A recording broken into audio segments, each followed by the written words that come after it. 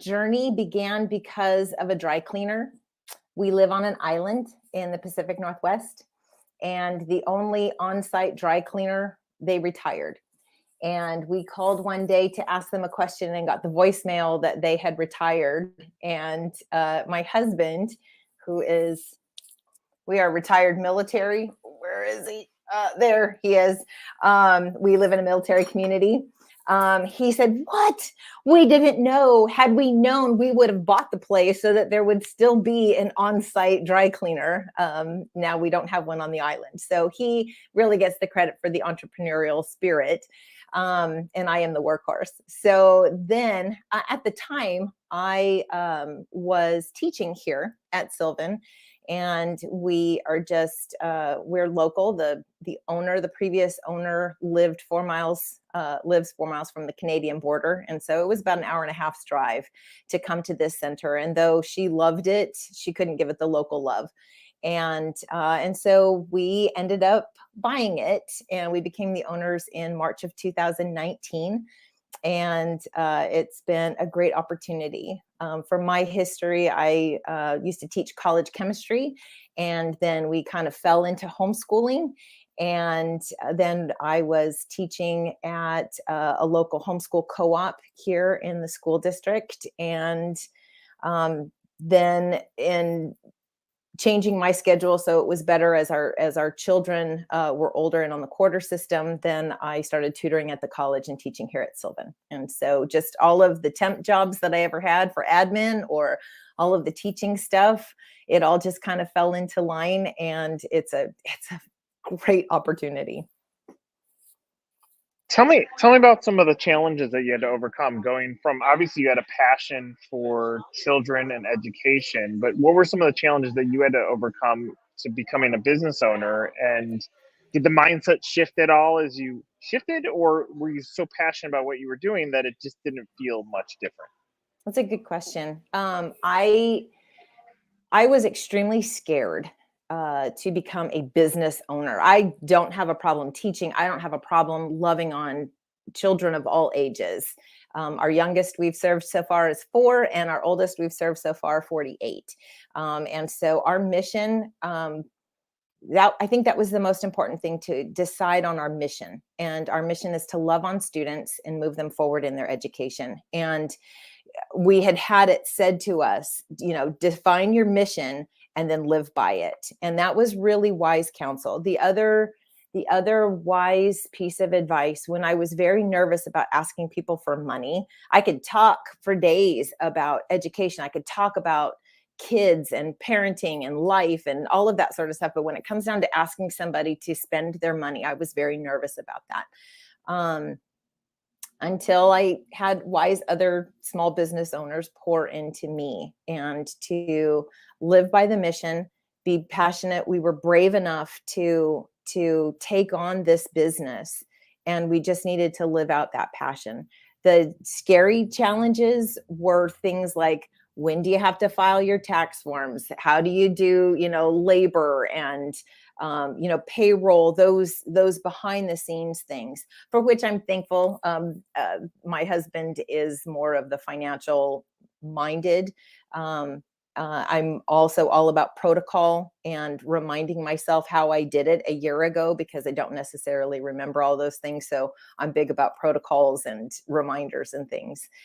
But the exciting thing was that it grew me to where I feel more confident to be able to run a business. It helped me grow as a human being.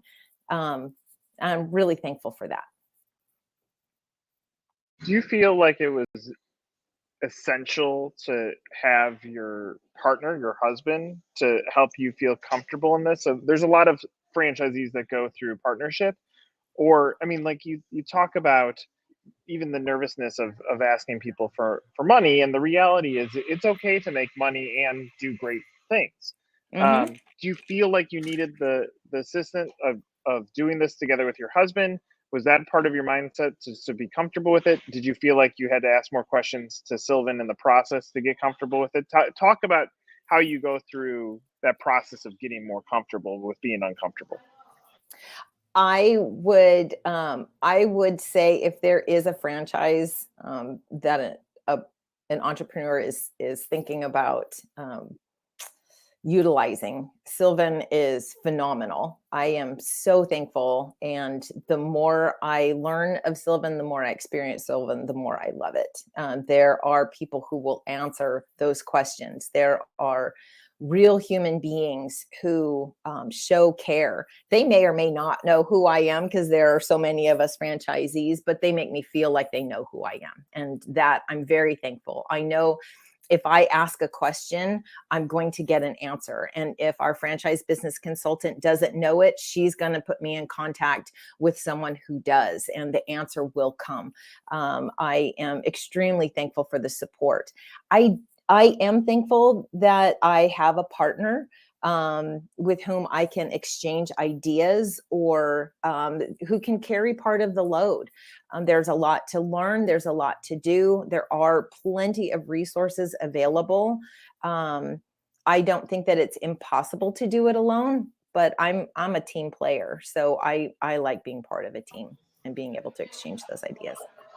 Now that you're in this, what does the future look like for you? Like, how has your game plan for your own business, career, and life, how has it adjusted now, and where does your dream go from here?